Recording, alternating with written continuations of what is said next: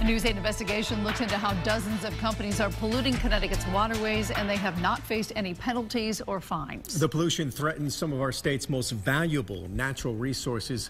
Our News 8 chief investigator, David Iverson, he's been working hard on this. He's here to explain why the state turning a blind eye to the problem. David? Yeah, Scott, you know, these companies are allowed to dump wastewater, but some are just adding too many chemicals to that water. With our partners at the Connecticut Health I-Team, we're holding the businesses and regulators accountable. I've been around all over the country, and I couldn't wait to get back to the Naugatuck River. It was the wildlife and the beauty is just breathtaking. The Naugatuck River means so much to Kevin Zach.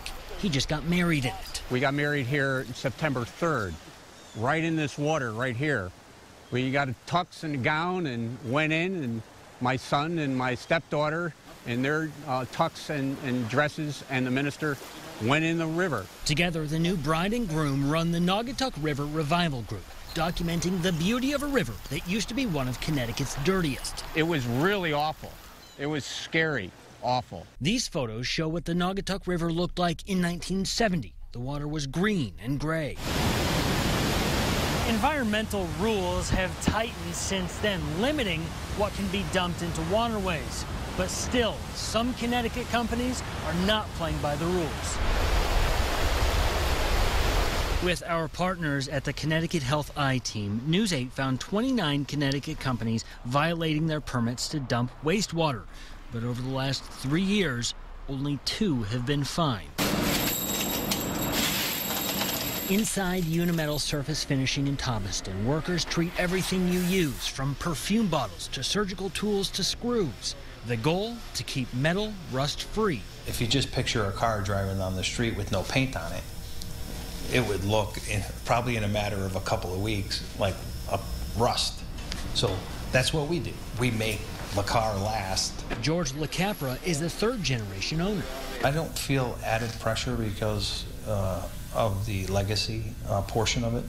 I just feel a pressure in general that I have 130 families here that are relying on us to be in business for the next foreseeable future, you know, so that's the pressure I feel. He also feels pressure because Unimetal is violating its state permit, dumping too many toxic chemicals in the Naugatuck River. If people think we're deliberately polluting the environment and then taking wheelbarrows of money out the back door, that's just definitely not the case. Every year, LaCapra says his company spends more than $1 million trying to fix the violations and keep the chemicals out of their wastewater. We're working closely to resolve it.